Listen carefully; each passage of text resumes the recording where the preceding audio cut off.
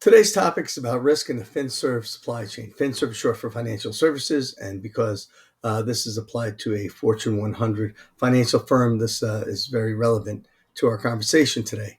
Um, just to kind of give you some background, we have your typical or traditional corporate supply chain, which is your technology providers, your cloud providers, some service providers, and even your security providers. But with the FinServ ecosystem, we have an additional level of supply chain that we have to worry about. And those are the areas of market research, the places that do analysis and enrichment, our trade, execution, and settlement companies, and our reporting and oversights, which include central banks as well as regulators and independent auditors. So our supply chain is a little more complex than the typical industry. If you see here from this ISSA chart, it kind of maps out the functions of the financial services firm, specifically in the trading arena, and where their execution models are and where they can actually be attacked. This is important to know because that tells us what types of threat actors and what types of TTPs, techniques, tactics, and procedures that the threat actors are going to use in specific areas.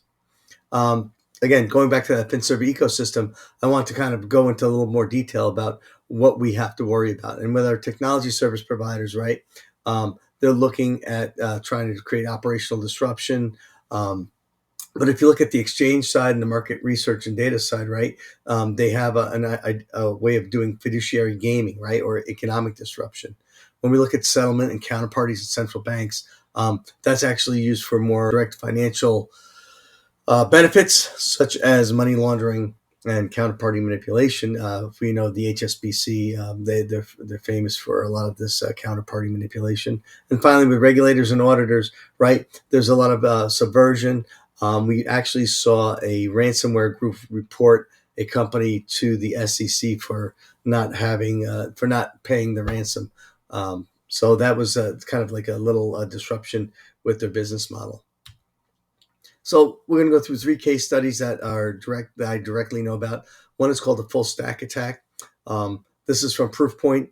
They did an analysis on one of their customers who was a financial firm, and they found that the same campaign was used across different industries, and they wanted to know what the connection was between these different industries, right?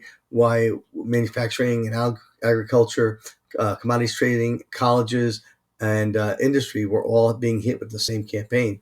And what they found was when they pieced it all together, they actually found that in the trade cycle, all these parties actually work with each other. So if you think about a broker trying to do some trades or trying to sell some trades, right? They go to a research department, which is usually an advisor. That advisor actually gets his research from a university. And what happens is if they're all manipulated in the same way, you can have false information flowing through from the advisor, from the university to the advisor, to the broker, and through the customer chain.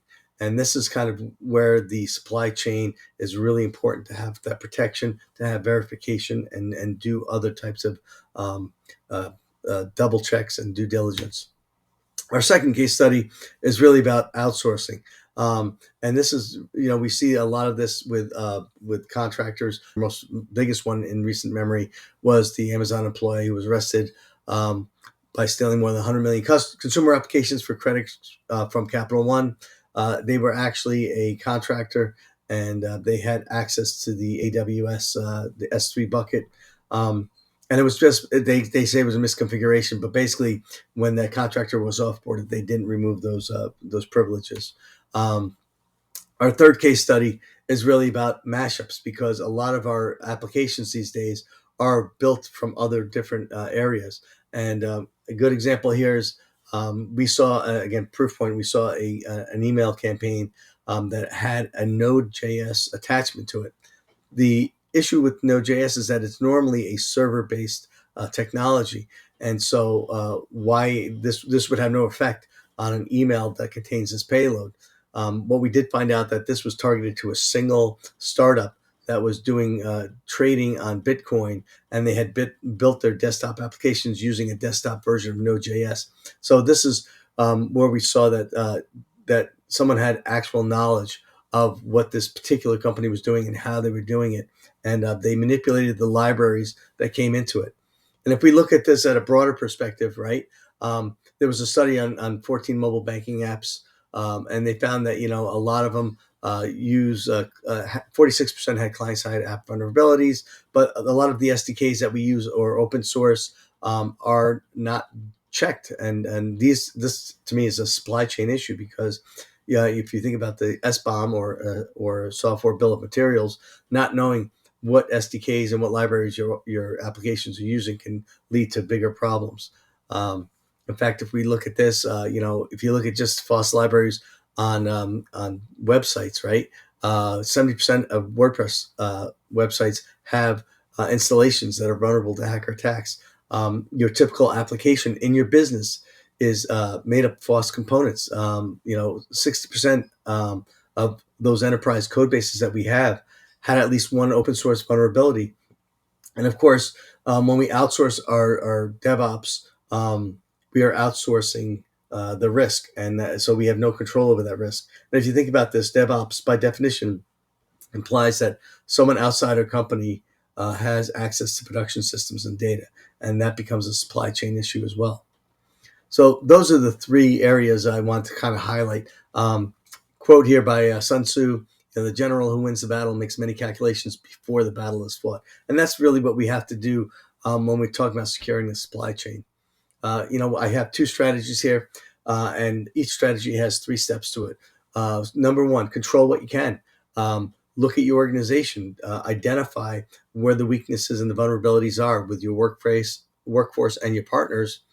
And then make sure you employ technologies like insider threat management and data loss prevention to make sure that we can prevent as much as we can. And then when we see event data, make sure we correlate that event data to create contextual security. So that includes integrating tools and increasing our security robustness. And from an SDLC perspective, I want to make sure that we start using security by design at the front end, whether we use waterfall, agile, lean. We have to make sure we put that security in the storytelling or the epics when we start doing our development. Second part of this is our operational integrity. When this kind of focuses on communications, that makes sure when we communicate with outside parties that we're communicating over secure channels. I'm a big fan of asymmetric encryption, making sure that the data is encrypted only for the parties that are receiving it. So if they do get lost in transit or it gets stolen from our side or from the vendor side, that they can't be easily read. And then I want confirmation. I want to make sure that when I send out a delivery, that it's been delivered, and then when someone reads that delivery, that they acknowledge to me that they've read it. Third part of this is really your phase 1 zero trust roadmap, and that includes a robust identity access management and CASB, which is the Cloud Access Security Broker, which really is coarse grain access control, or IAM for the cloud, if you think about this. And then from a technology perspective, you want to try and segment off as much as possible from functionality and business units using microsegmentation. Finally, you want to start looking at those third-party and SaaS systems and find out which part of your workforce is accessing this, and make sure that they have the right level of entitlements. So controlling what you can. Problem is that you can't always control everything. So how do you mitigate what you can't control? And that's basically looking at your suppliers and partners and trying to influence them to use the ITM and DLP robustness that you have. You could do it through contracts. You could do it through buybacks, being able to do discounts or give them bonuses based on how well their security program is. But you also want to have that ability to look at your partner access, right? And, I call it the right to audit in your contracts, but you also have to look at the offboarding procedures that they have and make sure that when someone is offboarded from a vendor, that you know about it and that they can tell you about it and you can verify that they've been offboarded. With vendors, they usually have some type of accounts that they access your systems with. I always go for named accounts. With named accounts, they are assigned to a specific person and not to a role. So that way you have control over, or some control over, who's accessing and an audit trail of where they're accessing your data. And then, of course, your SOC 1 and SOC 2 assessments on your vendors. Always make sure you have both.